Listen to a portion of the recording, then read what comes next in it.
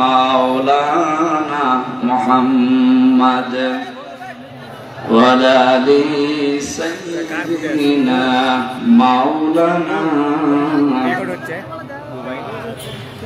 আলহামদুলিল্লাহ, বাংলাদেশের ঐতিহ্যবাহী জেলা বগুড়া শাহজাহানপুর থানা না হেলেঞ্চা পাড়া পূর্ব পাড়া গাউসিয়া ফরকানিয়া মাদ্রাসার তিরপাল ঈদগাহ ময়দানে মহাবিশ্বের মহাবিশ্বর আমাদের মালিক আমাদের মনিব মহান রব্বুল ইজ্জাত ওয়াল জালালের মুখের পবিত্র বাণী কোরআন কারীম তাফসীরুল কোরআন মাহফিল 2 দিন ব্যাপী চলছে। এখানে আজকের এই সমাপনী রজনীর স্বনামধন্য সভাপতি জনাব আলহাজ আনসার আলী তালুকদার, সহ সভাপতি আলহাজ মাওলানা জহুরুল ইসলাম, প্রধান অতিথি জনাব এনামুল হক শাহীন, বরেণ্য অতিথি জনাব জাকির হোসেন, বিশেষ অতিথি মিজানুর রহমান শামীম, অন্যান্য ওলামায়ে কেরাম, বিশেষ করে যারা আলোচনা রাখলেন মাওলানা রেজাউল করিম খান, মাওলানা আব্দুল্লাহ আল মামুন, মাওলানা হোসেন মাহফুজ চুয়াডাঙ্গা, মঞ্চে বসা অন্যান্য সম্মানিত ব্যক্তিবর্গ, সামনে বসা মুসলমান ভাইরা, পর্দার আড়ালের সম্মানিতা মা এবং বোনেরা, প্রশাসনের ভাইরা যারা এসেছেন আমাদের শৃঙ্খলা ঠিক রাখার জন্য। 96 বছর যেহেতু এটা চলছে, আল্লাহর দরবারে শুকরিয়া জানাচ্ছি যে এই জমিনটাতে আল্লাহর কোরআন চলছে, আলোচনা চলবে। 96 বছর চলেছে, কিয়ামত পর্যন্ত চলবে ইনশাআল্লাহ। কোরআনের এই অনুষ্ঠানগুলো যারা সাজিয়েছে এতদিন পর্যন্ত তারা অনেকে কবরে আছে। কোরআনের এই প্রচারে যারা সহযোগিতা করেছিলেন আল্লাহ তাদের কবরগুলো জান্নাতুল ফেরদাউস বানিয়ে দেন। এখন যারা আছেন এদের জীবনে যৌবনে আল্লাহ বরকত দেন। সামনে যারা কিয়ামত পর্যন্ত এই জমিনটা কোরআনের প্রচারে ব্যস্ত রাখবে আল্লাহ রাব্বুল আলামিন তাদেরকে আবু বকরের মতো কবুল করেন। দল মত জাতি বর্ণ ধর্ম নির্বিশেষে আজকের এই অনুষ্ঠান, এটা কি শুধু মুসলমানদের জন্য বলেন? হাদা বায়ানুল লিন্নাস হুদাল লিন্নাস। আমি আওয়াজ শুনতে পাচ্ছি কেন? না না, এটা ঠিক হয়নি। দাঁত করে বসে যান ভাই, আপনারা এবার যদি কথা বলেন না। কোরআন কারীম যারা শুনতে আসে তাদেরকে আল্লাহ 2টা দায়িত্ব দিয়েছে, কারণ এটা তো আর মমতাজের কনসার্ট না। লাভ দিয়ে উঠে বান্দরের মতো উল্টাপাল্টা যা করেছে এটা ইবাদত চলছে। 1 নম্বরে শুনতে হবে, ফাসতামিউ লাহু ওয়া আনসিতু। 2 নম্বরে চুপ থাকতে হবে। 2টাই ফরজ। 2টাই কি? আর এখানে যে বসে আছেন এটা কি ফরজ? কথা বোঝা লাগবে। আমি 1.5-2 ঘন্টা কথা বললাম, যাওয়ার সময় আমি যদি 5টা প্রশ্ন করি আপনি একটাও জবাব দিতে পারলেন, তাই আপনার এই সময়টা তো লস হয়ে যাবে। এখানে 10 মিনিট শোনেন যেন 5টা প্রশ্নের জবাব দিতে পারে। আর প্রত্যেকটা আলোচনা ক্লাসের মতো। আমার বিশ্ববিদ্যালয়ের স্যাররা যেভাবে ক্লাস দিতে, আমি চাই একটা ক্লাস করি, 40-45 মিনিট বা 1 ঘন্টা একটা ক্লাস করব। এই ক্লাস থেকে অন্তত 50টা শিক্ষা নিয়ে বাড়ি যাব। কিছু মানুষ আছে কানে হাত দিয়ে টান দিয়ে যায়, ও মানুষ শুনিয়ে যায়। বাড়ি যাওয়ার সময় জিজ্ঞাসা করছে কি, ও যদি 5টা প্রশ্নের জবাব দিতে পারতো তাও তো অন্তত সময়টার একটা দাম দেওয়া যেত। কিচ্ছু বলতে পারে না, বেকার খালি এই সাউন্ড করছে। একদম কাঁদছিল, কি হয়েছে? আব্বা আমার রেজাল্ট দিয়েছে, কাঁদার কি আছে? ফেল করেছিস না পাস? বলছে না আব্বা, আমি ছিলাম 5-এ, আমারে নামিয়ে দিয়েছে 3। আমারে যদি অন্তত ফেল করতাম তারপরে ক্লাসে রাখতো। আমার এমন রেজাল্ট, আমারে নামিয়ে দিয়েছে 2 ক্লাস দিয়েছে, এখন আমার 5-এ উঠতে আর আমার 2 বছর লাগবে। আমি এই কারণে কাঁদতেছি। আপনি আজকে এসে অন্তত যদি 5 থেকে 6-এ উঠতে নাও পারেন, অন্তত 5-এ থাকা যায় না, নাকি আপনারা আবার 3 নামিয়ে দেওয়া লাগবে? এজন্য এমন ভাবে শুনবেন যেন অন্তত 5-এ থাকতে পারে। 6-এ অবশ্যই আমাদেরকে উঠতেই হবে। এই কথা বলেন না কেন? লাতারকাবুন্না তাবাকান আন তাবাক, এটা কোরআনের আয়াত, ইনশিকাকের ভেতরে আছে। এই আয়াতটার মানে বাস্তব অর্থ হচ্ছে, হে নবী আপনি এক জায়গায় থাকলে হবে না, আপনাকে উপরে ওঠা লাগবে। দিন যত যাবে আপনাকে উপরে উঠতে হবে, এক তবকা পার হয়ে আর এক তবকা যাওয়া লাগবে। তাকে আল্লাহ যে তবকার পরে তবকা, আসমানের পরে আসমান পার করে একেবারে আরশ মহল্লা পর্যন্ত নিয়ে গিয়েছিলেন, এটা শোনেননি জীবনে? কোনকে একবারে গিয়েছেন? আস্তে আস্তে গিয়েছিলেন। আজকে আমরা অন্তত 96 বছরে এখানে যারা শুনলাম, অন্তত এত বছর না শুনলেও 20-30-40 বছর শুনতেছি একাধারে।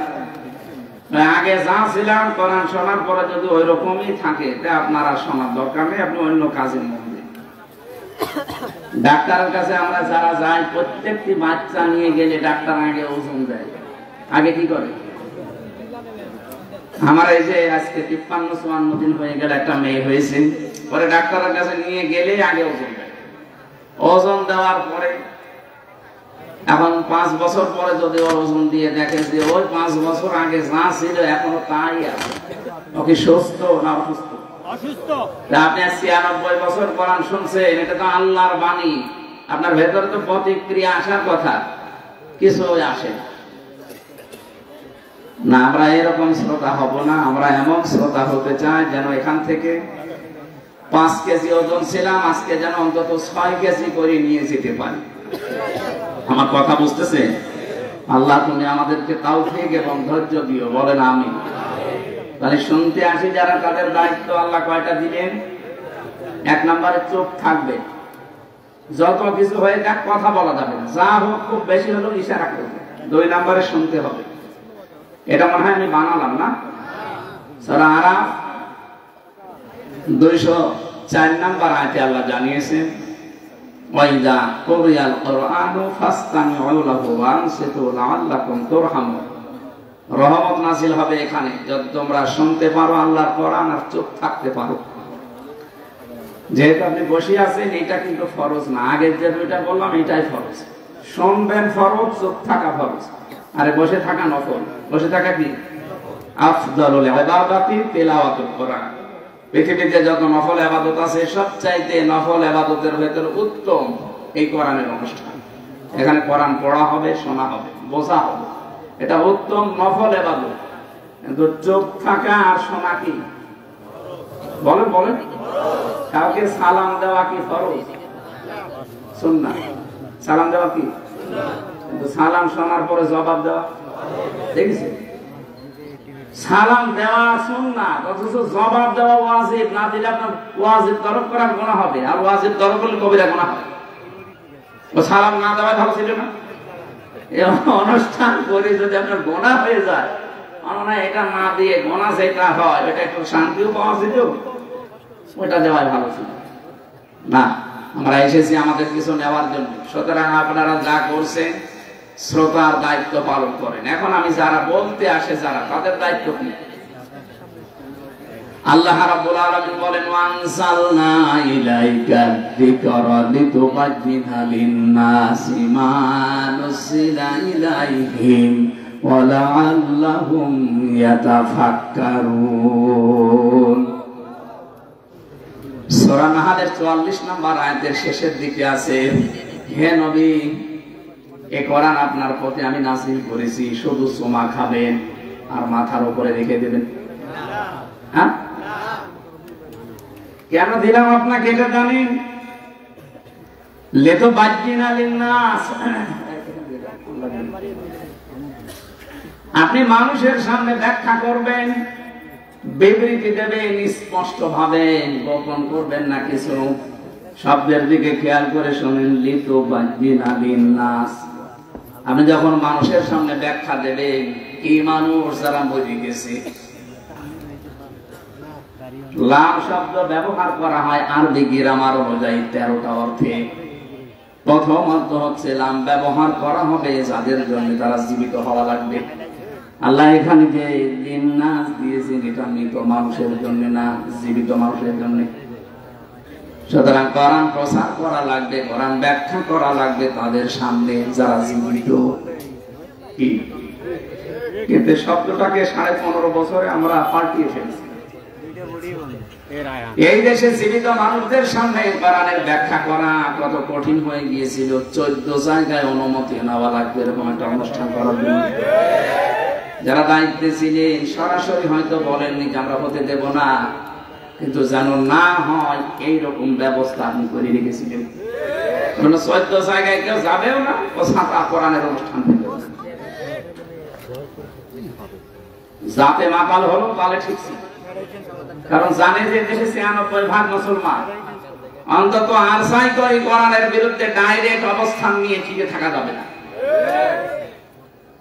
একটা ছেলে শুধু বাগান থেকে ফুল ছিঁড়ত, বাগানের মালিকের ছেলে এই ছেলের বাবার কাছে গিয়ে বলছে, চাচা আপনার ছেলে শুধু আমাদের বাগান থেকে ফুল ছেড়ে, আপনি কিছু বলতে পারেন না? এলো ফুল ছেড়ে। ছেলেটা বলছে, চাচা আপনার বাগানের পাশে তো, আমাদের বাগানের পাশে তো আপনার বাগান আছে, ওই বাগানে তো বড় বড় ফুল আছে, ওইটা তো ছেড়ে না।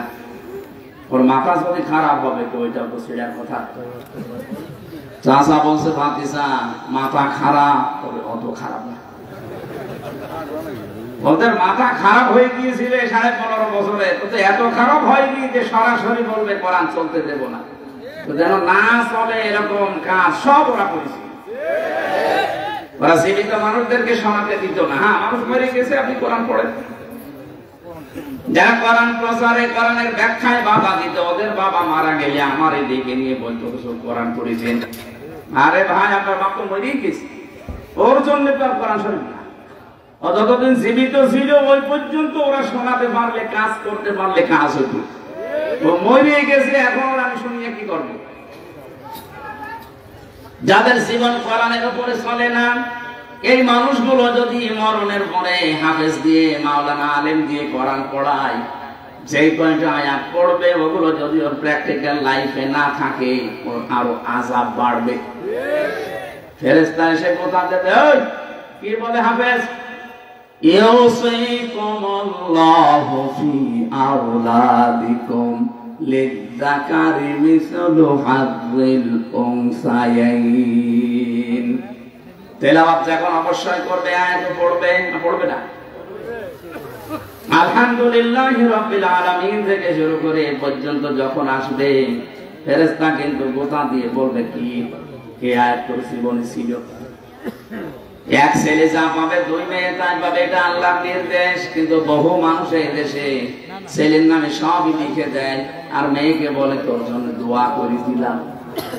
এটা একটা টাটকা শয়তান। কোন কারণে আপনি এটা করলেন বলেন তো? ছেলেটাকে জন্ম আপনি দিয়েছিলেন, মেয়েটাকে ভাড়া করে জন্ম দিয়েছেন। কথা বলেন এটা? ওইটাও যদি আপনার হয়, তাহলে আল্লাহর যে নির্দেশ ছিল ওইটা আপনি কেন করলেন না? আমি বহু হাসিকে আমার নিজের সাথে যেতে দেখেছি এই কাজ করে। ওরা কিছু মনেও করে না, ওরা জানেও মনে হয়, আর জানলেও কিভাবে জানে আমি জানি না। যাওয়ার আগে ভালো ভালো জমিগুলো, পজিশন গুলো, দোকানগুলো সব ছেলেকে দিয়ে দেয়, আর মেয়ের জন্য বলে আল্লাহর ঘরে কাবায় আছে, তোর জন্য দোয়া করে দেবো। আরে ভাই, আপনি তো দোয়া করবেন, ওকে ফাঁকি দিলেন কেন? দোয়া করবেন করে ওর জমি আগে ফেরত দেন। কথা বলেন না কেন? না, আপনার হয়নি, আপনার কিন্তু আযাব বাড়বে। আপনার এই আয়াত যদি জীবনে মানা না হয়, পাগলকে যদি বলা হয় ভাই নৌকা নাড়াবি না, ও বলে আমার মনে ছিল না। আপনি আরো মনে করে দিচ্ছেন। পড়তে পড়তে যখন সূরা নেসার ভেতরে 10 নম্বর আয়াত তেলাওয়াত করবে, ইন্নাল্লাযীনা ইয়াকুলুনা আমওয়ালাল ইয়াতামা যুলমান ইন্নামা ইয়াকুলুনা ফি বুতুনিহিম নারা ওয়া সায়াসলাউনা সাঈরা। খুব খেয়াল করবে, কয়েকটা তথ্য এখান থেকে পাওয়া যাবে। আল্লাহ পাক বলেন ইন্নাল্লাযীনা, নিশ্চয় যারা, ইয়াকুলুনা, আকালা ইয়াকুলু মানে খাওয়া, এটা মুজারি, বর্তমান, ভবিষ্যৎ, প্রেজেন্ট, ফিউচার। এখন যারা খাচ্ছে, ভবিষ্যতেও যারা খাবে। আমওয়ালাল ইয়াতামা, মালের বহুবচন আমওয়াল, আর ইয়াতামা একাল করে টান আছে। যারা এতিমদের মাল খাচ্ছে এবং খাবে জুলমান অন্যায় ভাবে, ইন্নামা অবশ্যই তারা ইয়াকুলুনা ফি বুতুনিহিম নারা, তারা পেটের ভেতরে যা দেয় সব জাহান্নামের আগুন ছাড়া আর কিছু না। শব্দটা কত কঠিন ভয়ঙ্কর দিয়েছেন আল্লাহ। খাবারকে আল্লাহ বলেন জাহান্নামের আগুন। এটা এতটুকু আল্লাহ যদি শেষ করে দিতেন, আল্লাহর কসমি আয়াত আমি পড়তাম না। পরে শব্দটা আরো কঠিন, ওয়াসায়াসলাউনা সাইরা। শব্দ শুরু করার আগে আল্লাহ সিন দিয়েছেন। সিন, সাউফা, কদ, লাম এরকম 13টা শব্দ আছে আরবি গ্রামারে। আবার কোন সেন্টেন্সের আগে যদি একটা আসে, বাংলা অর্থ দাঁড়ায় খুব তাড়াতাড়ি, অতি শীঘ্রই। আল্লাহ বলেন এই যে ওয়াসায়াসলাউনা সাইরা, ওই মানুষগুলো শুধু মরতে দেরি হবে, কবরে দেওয়ার সঙ্গে সঙ্গে ওরে জাহান্নামে আমি আল্লাহ নিজে আগুন লাগিয়ে দেব। এবার আসেন আয়াতের বাস্তবতায়। ইয়াতিম বলতে বাংলাদেশে বহু মানুষ আমরা আছি, এখানে বিশেষ করে যারা বসে আছে এতিম মানে জিজ্ঞাসা করেন, বলবেন মা বাপ নেই কি না। এতিমের সংজ্ঞা আপনার উপরে যারা আছে, ওই আন্ডারে নিচে যারা কাজ করবে ওনার কাছে সবাই এতিম। একটা অফিসে 12,000 মানুষ কাজ করে, যিনি ওখানে এমডি আছে, এমডির নিচে যত মানুষ আছে সবাই তার কাছে এতিম। কারণ তার কলমের খোঁচায় চাকরি চলে যেতে পারে। কথা বলছেন না? এই দেশের যিনি দায়িত্বে ছিলেন 18 কোটি মানুষের, তার কাছে আমরা সবাই এতিম। কি করলেন আপনি এতিমের সাথে? একজনকে তো এতিমের মাল আত্মসাৎকারী বলে 6-7 বছর জেল খাটালেন। আর আপনি কি করেছেন এতিমদের সাথে বলেন তো? 18 কোটি মানুষ আমরা সবাই আপনার কাছে এতিম ছিলাম। কেন বললাম এই কথা বলেন? কিছুদিন আগে আমার মামলাগুলো সব ঢিসমিস হয়ে গেছে, খারিজ হয়ে গেছে। আদালত আমার মামলা দেখার পরে বলছে কি দেখে মামলার রায় দেবো, এর ভেতরে তো কোনো মাল নেই, সব খারিজ করে দিলাম। জান, আমি আদালতের এজলাসে দাঁড়িয়ে মনে করলাম জিজ্ঞাসা করি, বিচারপতি এই মামলা তো 3 বছর আপনার কাছে ছিল, এতদিন তো কিছু বলেননি, হঠাৎ এখন এই 5 তারিখের পরে কিসে আপনাকে কামড় দিল? এখন বলছেন যে কোনো মাল নেই। মাল এর আগে ছিল? এর আগে তো মাল ছিল না। এই মামলাটা প্রায় 30 বারের উপরে সিএমএম কোর্ট, জজ কোর্ট, হাইকোর্ট মিলে 30 বার করে উঠেছে। একবারও জামিন দেয়নি। প্রত্যেকবার বলেছে না এ দেওয়া যাবে না, কারণ লাল খালি মারা ছিল। আর এখন 5 তারিখের পরে কি আল্লাহ আপনাকে ইশারা দিল যে বলছেন কোনো কিছু এর ভেতরে পাওয়া যাচ্ছে না বিচার করার মতো, সব খারিজ করে দিলাম। উনি এই কথায় আমাকে বলতো, খাস কামড়ায় আমাকে ডাকও দিয়েছিল, কিন্তু আমি চাইনি, কারণ আমার রাগ হয়ে গিয়েছিল। কি করে 3টা বছর আমি ওনার কাছে, আমার বাবা, আমার চাচা, আমার যারা শুভাকাঙ্ক্ষী, বিশেষ করে আমার মামলা যারা দেখাশোনা করে, এতবার একটা ঠুনকো মামলা নিয়ে যাওয়া লাগে।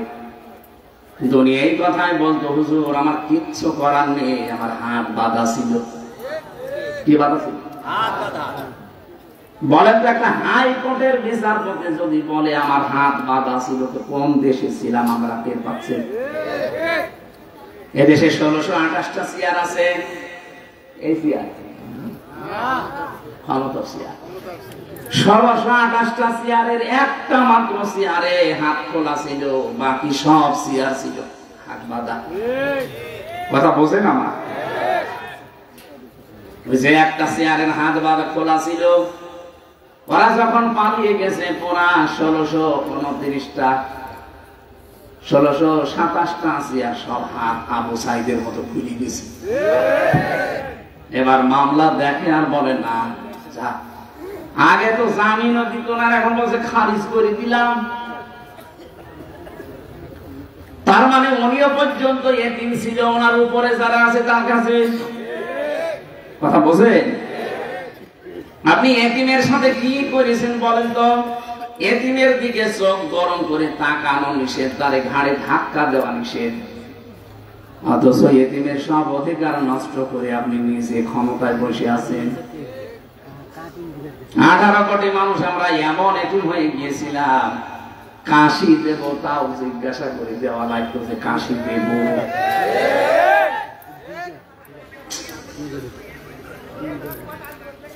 কি অবস্থায় ছিলাম আমি নিজে টের পেয়েছি। রিমান্ডে ওই 10টা দিন আমার কাছে মনে হচ্ছে এক একটা ঘন্টা এক এক বছর যাচ্ছে। আরে ভাই, এমনিতে তুই নিজেও জানিস যে কোনো দোষ নেই, নিজেই এমনিতে বলতে পারতিস না হুজুর বসে থাকেন, 10 দিন পরে আপনারা আমরা আদালতে দিয়ে দেব। কি করেছে আপনার বিবেকে কি একটু বাধা দেয়নি? নিজেই মাঝে মাঝে এসে বলতো আপনার কোনো দোষ নেই, আমরা জানি। এত খারাপ আচরণ করতেন কি করে? আমি যাই হয় ছোটখাটো, আমার নামের আগে অন্তত আলেম লেখা আছে। আমার পায়ে ডান্ডা বেড়ি লাগিয়েছেন, মাজায় দড়ি বেঁধেছে ছাগলের মতো, হাত মানুষের সামনে বাঁধে আর আমার বেঁধেছে পেছনে, কালো কাপড় দিয়ে চোখ বেঁধে নিয়ে আপনি টাঙিয়ে দিলেন 11 ঘন্টা। এমনি আমার শরীর চলে না, এর উপরে যদি এত বড় অত্যাচার 1-2 ঘন্টা করে ছেড়ে দেন। 3টা বছর ফাঁসির কন্ডেম সেলের ভেতরে যোগাযোগ বিচ্ছিন্ন করে আমার অধিকার সব নষ্ট করে রেখেছিলেন। জেলে থাকলে তো 10 বছর থাকা, ফাঁসির ওই কন্ডেম সেলের ভেতরে শুধুমাত্র সেলে রেখে দিয়ে শেষ করেনি, 24 ঘন্টা তালা লাগিয়ে রাখে, আবার সিসি ক্যামেরা দিয়ে রেখেছি আমার সাথে কেউ যেন কথা না বলে, আবার যোগাযোগ বাইরে পুরা বিচ্ছিন্ন। হ্যাঁ, আমার কাছে কঠিন অবস্থায় ছিল যারা আয়না ঘরের গভীরে ছিল, আমি ছিলাম 10 দিন, কিন্তু অত গভীরে না। মাঝে মাঝে দেখতাম কিছু মানুষ চিৎকার করছে, একটা মানুষ 2 বছর 5 বছর 8 বছর 10 বছর 14 বছর করে আছে, কেউ জানে না। এত বড় বড় নখ হয়ে গেছে, চুল দাড়ি গোপ মনে হচ্ছে আকাশ থেকে জঙ্গল থেকে মনে হয় বেরিয়ে আসতেছে, দেখলে আপনার ভয় লাগবে। যারা এত বড় নখ বলেন তো কি অবস্থা তার? এই লোকটা দেওয়ালের সাথে খুশিয়ে খুশিয়ে লিখে রাখতো, ভাই যদি বাইরে যেতে পারে এই নাম্বারে একটু জানাবেন যে আমি এখনো বেঁচে আছি।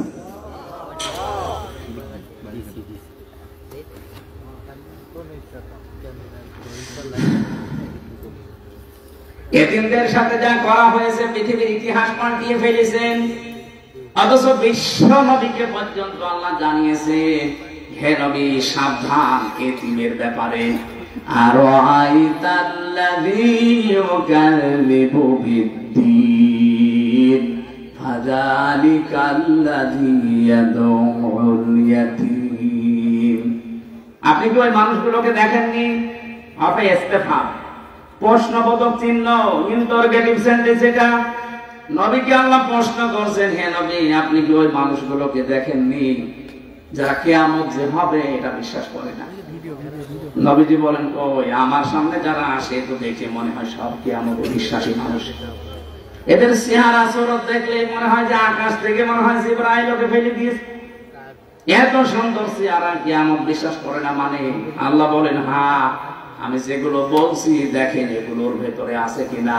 ওয়ালা ইয়াহুদ্দু আলা তাআমিল মিসকিন ফাযালিকাল্লাযী ইয়াদউল ইয়াতীম।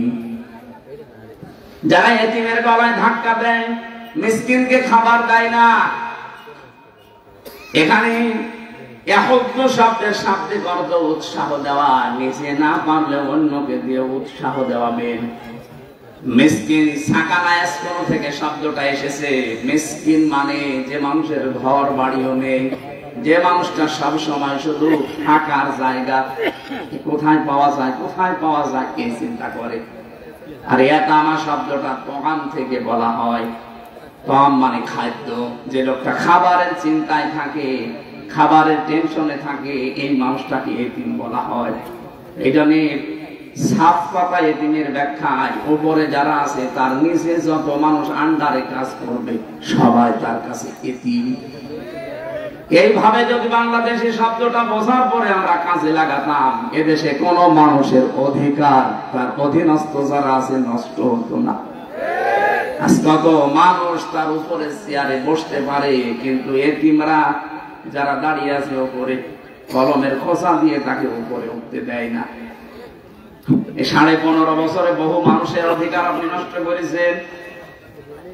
বিভিন্ন চেয়ারে বসে বসে এই মানুষগুলোর অধিকার নষ্ট করার কারণে মানুষগুলা উপরে উঠতে পারে না। ডক্টর ইউনূস আপনি দেখছেন 10-12 দিন শুধু একই কথা বলছেন যে আমার এই সবগুলো দেব, অথচ মানুষ নেই, মানুষ পাচ্ছে না। দেশে নির্মল চরিত্রের, স্বচ্ছ চরিত্রের, যারা সৎ চরিত্রের মানুষ, যোগ্যতা সম্পন্ন মানুষের মানুষ উনি পাচ্ছে না। পাবে কোথায়? 15.5 বছর তো এরকম মানুষকে উপরে উঠতে দেওয়া হয়নি। তাদেরকে ফেলে রেখেছেন এমন জায়গায় তারা 15.5 বছরে মরিয়ে গেছে একেবারে। আমার কথার অর্থ আপনি বোঝেননি, আমি শুধু ইঙ্গিত দিলাম। আজ এতিমদের অধিকার নষ্ট করা হচ্ছে, এতিমের মাল আত্মসাৎ করা হচ্ছে। যারা এতিমের মাল এতদিন খেয়েছেন, আপনি জাহান্নামের আগুন খেয়ে বেঁচে আছেন। আমি একজনের নাম বলছি, আপনি উল্টা পাল্টা নেবেন না। সালমান এফ রহমানি দরবেশ, এই যে 36,000 কোটি টাকা ও কি জায়েজ ভাবে কামাই করেছে। 7টা ব্যাংক থেকে টাকাগুলো মারিং কাটিং করা, ব্যাংকে হাজার হাজার লক্ষ মানুষের টাকা ছিল। আমরা এখন সব এতিম। কথা বলেন না? এতিমের মাল যারা ভক্ষণ করে এরা জাহান্নামের আগুন খায়, এটা আমি বানালাম। সুতরাং এই কাজ যারা করেছিলেন, এমনকি অনেক মানুষ আছে সুদ খেয়ে আনন্দে আছে, টাকা ছেড়ে রাখে, টাকা আসে নাকি এই বগুড়ায় শুরু হইল 1000 টাকা ছেড়ে রাখে, 1 মাস পরে 200 টাকা করে বেশি পায়। বলেন সুবহানাল্লাহ। আমরা এরকম বহু মানুষ নিজের চোখে দেখেছি, টাকা ছেড়ে রাখে, টাকা আসে, ওই টাকা তোলে, ওই খায় আর আল্লাহ আল্লাহ করে। বিশ্ববিদ্যালয় যখন শেষ করেছিলাম 15-16 সালে, কুষ্টিয়ার বড় বাজারে একজন দেখি জিকির করছে যে ভাই আপনি সারাদিন নামাজ পড়তে যখনই আসি দেখি বসে বসে জিকির করে, আপনার কোনো কাজ নেই? যে না আমি কিছু করি না। কিছু না করলে শহরে থাকেন, টাকা পান কোথায়? আমার বাবার জমি ছিল, বিক্রি করে ব্যাংকে রেখে দিয়েছি, ওখান থেকে প্রতি মাসে মাসে লাভ আসে। বলছে না যে সুদ আসে, লাভ আসে, ওইটা তুলি খায় আর আমি আল্লাহ আল্লাহ করি। লাভ বলেন আর ইন্টারেস্ট বলেন, ওটা কিন্তু সুদ, কবিরা গুনাহ হবে। আমারে বলছে হুজুর আমি জানি সুদ খেলে কবিরা গুনাহ হয়, এই জন্য টাকা আমার নামে না, টাকা আমার বোন নামে, বোন নামে টাকা গোনা যদি হয় আমার বোর হবে। এরপরেও যদি গোনা হয়ে যায় যে বসে বসে জিকির করি, এটা খেলা করার জন্য না। এই জিকিরের সাওয়াব আবার ওই গোনা কাটা কাটি, মাঝখানে জান্নাতে যাবো খাও, কি ধান্দায় আছে? ঠিক আছে, এরকম ধান্দা মাঝ মানুষ বগুড়ায় নেই। যারা এই যে টাকা ছেড়ে রাখেন, টাকা আসে, আর কিছু না হোক আপনার মায়ের সাথে জেনা করার গোনা হচ্ছে, এটা কি বিশ্বাস করে নাকি আমি বানালাম? হাদিস কোরআনে কারিমে সূরা বাকারার ভেতরে আছে, যারা সুদ খায় তাদেরকে, সুদ খায় যারা, কিয়ামতের দিন যখন দাঁড়াবে তারা মহাবিষ্ট হয়ে দাঁড়াবে, মনে হবে ওদেরকে কেউ যেন ছুঁয়ে দিয়েছে। মানুষের শরীরে যখন অজানা একটা স্পর্শ আসে, ওই মানুষটা কিন্তু অন্যরকম হয়ে যায়। কিয়ামতের দিন শয়তান ওদের শরীরের ভেতরে মাসাহ করে দেবে। আল্লাযীনা ইয়াকুলুনার রিবা ওয়া ইয়াকুমুনা ইল্লা কামা ইয়াকুমুল্লাযী ইয়াতাখাব্বাতুহু শাইতানু মিনাল মাস। ইলা আখিরি আয়াত। রব্বুল আলামিন বলেন, দুনিয়াতে যারা সুদ খায় তাদের দৃষ্টান্ত জানেন, কিয়ামতের দিন তাদেরকে বিশাল বিশাল শিকল দিয়ে বেঁধে ফেরেশতারা নিয়ে আসবে। আয়াতটা পড়ার ব্যাখ্যা করার পরে আমার মনে হয় বাংলাদেশে বহু মানুষ এরকম আছে যারা কিয়ামতে 70 গজ শিকল দিয়ে তাদেরকে ময়দানে নিয়ে আসা হবে। এরকম মানুষ এসে নেই। আমরা আশা করছি আজকের এই বয়ান শোনার পর মনের ভেতরে যদি একটু প্রতিক্রিয়া সৃষ্টি হয়, বাড়ি যাওয়ার পরে সিদ্ধান্ত নিয়ে নেবেন টাকা চাই ছেড়ে রেখেছি, জীবনে এই টাকার আর লাভ নেব না, আমি আল্লাহর ভয়ে ছেড়ে দিলাম। কারা কারা ছেড়ে দিতে পারবেন হাত তোলেন তো। তোলেন। বহু মানুষের এলাকায় চলছে ব্যবসায়। আলহামদুলিল্লাহ, ঠিক আছে ভাই, আশা করছি আপনি ছেড়ে দেবেন। বগুড়াবাসী খেয়াল করে শুনবেন, রব্বুল আলামিন যেটা বোঝাতে চেয়েছেন স্পষ্ট দলিল আর প্রমাণ দিয়ে আমার বলার দায়িত্ব জীবিত মানুষদের সামনে, কিন্তু পরিস্থিতি আমাদের অনুকূলে ছিল না, এই জন্য জীবিত মানুষদের সামনে আমরা বলতে পারি নাই। আমরা বলতাম মানুষ মরে গেলে, যে লোকটা সুদ এভাবে খেতে খেতে মারা যায়, আল্লাহর কোরআন জানিয়েছে যারা সুদ খেয়ে মারা যায় এই মানুষগুলোর সম্পদ তাদের কোনো কাজে আসে না। আল্লাহ বলেন আমি সুদকে, হারাম কামাইকে ধ্বংস করি, আর বৈধ যেগুলো যাকাতের মাধ্যমে আসে, যারা সাদকা করবে এদের এইগুলো আমি আল্লাহ বৃদ্ধি করি। আয়াতটা যে কত বাস্তব, 2024 সালের 5 আগস্টের পরে আমি আয়াতটা মিলিয়েছি, 100 ভাগের মিলে গেছে। আর যারা সুদের টাকা নিয়ে, ঘুষের টাকা নিয়ে, মানুষকে মিথ্যা মামলা দিয়ে বিপদে ফেলে তার কাছ থেকে অবৈধভাবে টাকা ইনকাম করেছে, কত কোটি কোটি টাকার মালিক ছিল তারা বলেন। 5 তারিখের পরে তাদের সবগুলো হাত ছাড়া হয়ে গেছে। 12 কোটি টাকা, 15 কোটি টাকা দামের গাড়ি রাস্তায় পড়ে আছে, মালিক নেই। আমি কি বানিয়ে বলছি? এটা হয়েছে না? 12 কোটি টাকা দিয়ে যে লোকটা একটা গাড়ি কিনতে পারে তার টাকা আছে কত বলেন তো? চিন্তা করতে পারেন, 12 কোটি টাকা খালি গাড়ি কিনেছে, অথচ এখন 5 তারিখের পরে নিচে এসে বলবে যে গাড়িটা আমার, এই সাহস তার নেই। বললে সে ধরা খাবে। এখানে মালিক নেই, পড়ে আছে রাস্তায়।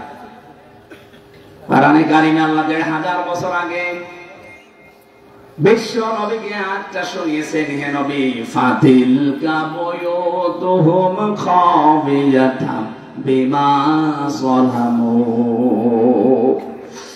ইন্না ফি যালিকা লায়াতাল লিকাউমিন ইয়ালামুন। হে নবী, ওইদিকে তাকাতে পারেন না? এইভাবে আল্লাহ দেখাচ্ছে, ফাতিলকা বুয়ুতুহুম, বাইতুনের বহুবচন বুয়ুত, হোম দিয়েছেন আল্লাহ। আল্লাহ যেন তার কুদরতের আঙ্গুল এভাবে ইশারা দিয়ে নবীকে বলছে, হে নবী তাকাতে পারেন না ওইদিকে? ওই যে ফাতিলকা বুয়ুতুহুম খাবিয়াতাম বিমা যালামু, ওই যে জালেমদের ঘরগুলো আমি আল্লাহ কিভাবে উজাড় করে দিয়েছি তাকান। আমার কোন আয়াতটা পড়ার পরে 2024-এর 5 আগস্টের কথা মনে পড়ছে।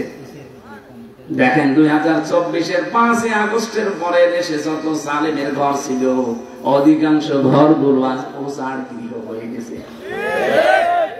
আমি তো আমার কুষ্টিয়ারটা বলছি, কি দাপট ছিল হানিফ সাহেবের, কি আমি নাম ধরে বলছি এই কারণে, কারণ আমি নিজে দেখে এসেছি তার দাপট কি। খুলনা বিভাগের 10টা জেলায় আমার একটা দিনও ঢুকতে দেয়নি, কথাও বলতে দেয়নি। কি দাপট নিয়ে চলতো। মনে তো হাসিনার আত্মীয়, এই কারণে এত দাপট ছিল। এদেশের 3 নাম্বার পজিশনে চলে গিয়েছিল, অথচ এই 5 তারিখের পরে 1টার সময় যিনি পালিয়েছে, বিকাল 5টা বাজতে বাজতে তার বাড়ির একটা ইটও আর নেই, সব খুলে নিয়ে চলে গেছে। আমার তো এই আয়াতের দিকে তাকিয়ে মনে হচ্ছে আল্লাহ মনে হয় হানিফ সাহেবের নামে আয়াতটা নাযিল করেছে। ফাতিলকা বুয়ুতুহুম, হে নবী আপনি একটু তাকান, খাবিয়াতাম বিমা যালামু, এদের এই জুলুমের কারণে এই ঘরগুলোর দিকে তাকান কি অবস্থা করেছি। বিরান হিল বানিয়ে দিয়েছি, বিরান ভূমি বানিয়ে দিয়েছি, মনে হচ্ছে এখন ওটা জাতীয় টয়লেট। আমার মনে হয় সমস্ত জায়গায় 3 মাসের ব্যবধানে যে অবস্থা, ভূত পেতনি থাকতেও ভয় পায় না। অথচ কয়েকদিন আগে ওখানে দুর্বিসন্ধি চলত যে কার বিরুদ্ধে মামলা দেওয়া যায়। বাংলাদেশে যত জালেমের ঘর ছিল এই আয়াতের সাথে মিলিয়ে আমি দেখেছি প্রত্যেকটা মিলে যাচ্ছে। সর্বোচ্চ ঘর যেটা ধানমন্ডিতে আপনি তাকান, কত দাপট চলতো সেখানে, কত জাঁকজমক, অনেকে গিয়ে সুমা কিন্তু আবেগে। অথচ 3 মাসের ব্যবধানে কালকে পেপারে দিয়েছে ও ঘরটা এখন উজাড় গৃহ, জনমানব শূন্য। 3 মাসে এমন অবস্থা।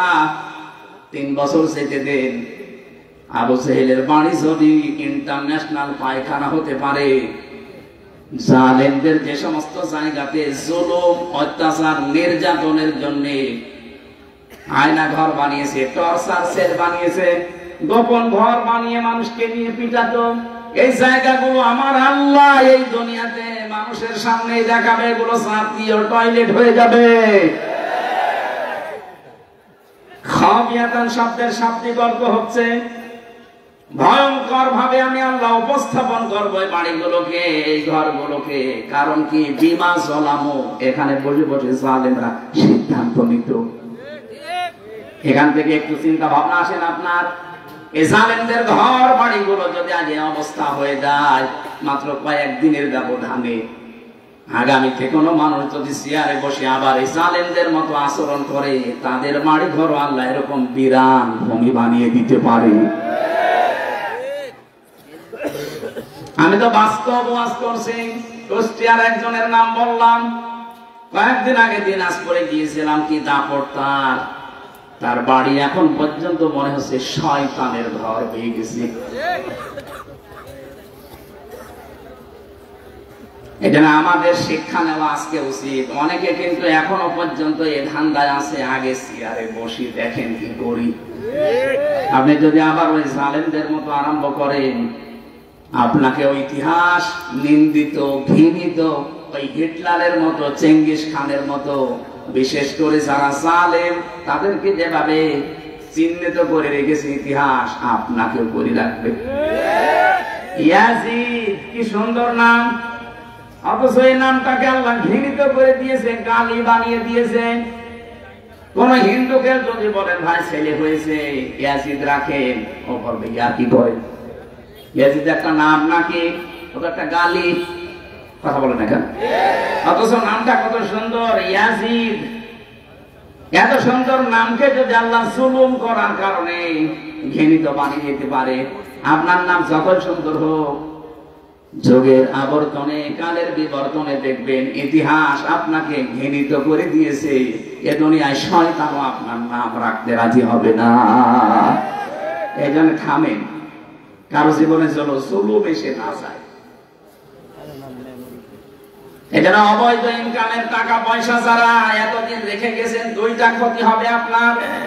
কোরআনে কারীমের ব্যাখ্যা জানাচ্ছে, যারা অবৈধ ভাবে উপায় করেন, এই অবৈধ সম্পদ আল্লাহ আপনাকে ভোগ করতে দেবে না। দরবেশের কত টাকা আপনি জানেন? বাংলাদেশের শ্রেষ্ঠ ধনীর তালিকায় তার নাম, অথচ এখন জেলখানার মেঝের উপরে শুয়ে আছে। আমি যেভাবে মাটির উপরে শুয়ে থাকতাম সেইভাবে আছে। কি হইল তার এই টাকা পয়সা? এটা তো দুনিয়া গেল। আল্লাহ পাক বলেন সবচাইতে ভয়ঙ্কর কথা, যারা অবৈধ ভাবে দুনিয়া ইনকাম করবে, চর্ম চোখে দেখতে মনে হবে বিশাল কিছুর মালিক হয়ে গেছে, এ মানুষটা মরণের সঙ্গে সঙ্গে ঈমান নসিব হবে না, বেঈমান হয়ে মরবে। এর চাইতে আপনি কি চান? সম্পদগুলো ভোগ করতে পারলেন না, বেঈমান হয়ে মরে গেলেই তো শুরু হবে কবরে। ওই যে মুগুরের বাড়ি, একবার বাড়ি দেওয়ার সঙ্গে সঙ্গে 70 গজ নিচে চলে যাবে, আবার নখ দিয়ে ফেরেশতারা টেনে তুলবে, আবার বাড়ি লাগাবে। কার জন্য কি করে গেলেন আপনি? আপনার ছেলের জন্য, মেয়ের জন্য, বর জন্য, মা বাবার জন্য করেছিলেন নাকি? মনে মনে ভাবতেন যে ঘুষের টাকা 20,000, 50,000, 1 লাখ নিলাম, আমার ছেলে মেয়ে বউ, আমার মা বাবা শান্তিতে থাকতে পারবে। কিন্তু একটা বারের জন্য জিজ্ঞাসা করেন 1 লাখ টাকা ঘুষ খেলে যে গোনাটা হয়েছে এই পাপটা আপনার ওই মা বাবা নেবে কিনা? এমনকি যাদের জন্য সম্পদের পাহাড় তৈরি করে রাখলেন, আমরা বাস্তব অভিজ্ঞতা আমি বলছি, এখানে আমরা যত মানুষ আছি, এই মানুষটা মনে করেন সম্পদের অবৈধ একেবারে বিশাল পাহাড় তৈরি করে মারা গেল, 200 বছর পরে যদি বগুড়াতে ফিরে আসে তখন তো আর এই মানুষগুলো পাবে না, পাবে? 200 বছর পরে আমাদের নাতির নাতির নাতি 3 প্রজন্মের পরে এক লোক আসবে, উনি যদিও সেই সময় এসে বলে এই বাড়ি কিন্তু আমার, ওই বাড়িতে আপনার 3 প্রজন্মের পরে যারা আসবে থাকতে দেবে। আপনি যতই পরিচয় দেন আমি কিন্তু তোর বাবার বাবার বাবা, বলবে কিসের বাবা? যদি থাকতে চান মসজিদের বারান্দায় গিয়ে থাকেন, এই বাড়িতে আপনাকে ঢুকতেও দেবে না। যদি যেতে না চান জোতা দিয়ে পিটাবে, এটাই বাস্তবতা। আর কোরআন শরীফের সামারাইজ এইটা, আমি কোরআন শরীফে আমি তাফসীরের উপরে অনার্স মাস্টার্স করেছি, আমি দেখেছি আল্লাহ এইটাই বোঝাতে চেয়েছে, ওমাল হায়াতুদ দুনিয়া ইল্লা মাতাউল গুরুর। ও হামসা, দুনিয়ার জীবনটা কিন্তু ধোঁকা। দুনিয়ার জীবন কি?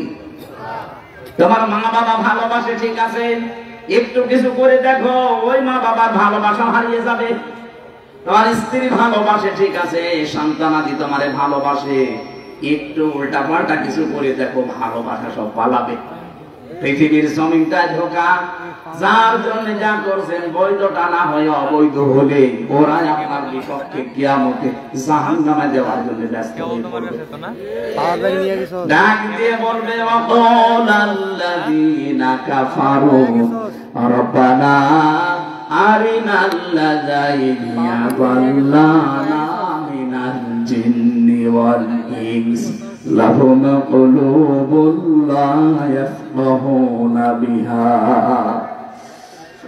রব্বানা আরিনাল্লাযাইনি আযাল্লানা মিনাল জিন্নি ওয়াল ইনস নাজআলুহুমা তাহতা আকদামিনা লিয়াকুনা মিনাল আসফালিন। আল্লাহকে নিজে ডাক দিয়ে বলবে আল্লাহ আমার বাবা, এ আমার বড় ভাই, এ আমার নেতা, এদেরকে আমি দেখিয়ে দিলাম এই মানুষগুলো নিজেদের সাথে আমাদের জন্য বহু কিছু দুনিয়ায় করেছে, ওদেরকে আমরা করতে বলি নাই, দেখিয়ে দিলাম আমাদেরকে যা শাস্তি দিবা শুধু ওদেরকে আমাদের কাছে এনে দাও, তোমার কিছু করা লাগবে না। তাহাতা আকদামিনা, কদমের বহু বচন আকদাম, 5 শব্দের বহু বচন, আল্লাহ 2 দ্বিবচন দিয়েছেন, বহু বচন। 2 পায়ের নিচে ওদের মুখের উপরে লাঠি দিয়ে জাহান্নামের একেবারে নিচে দিয়ে ফেলবো।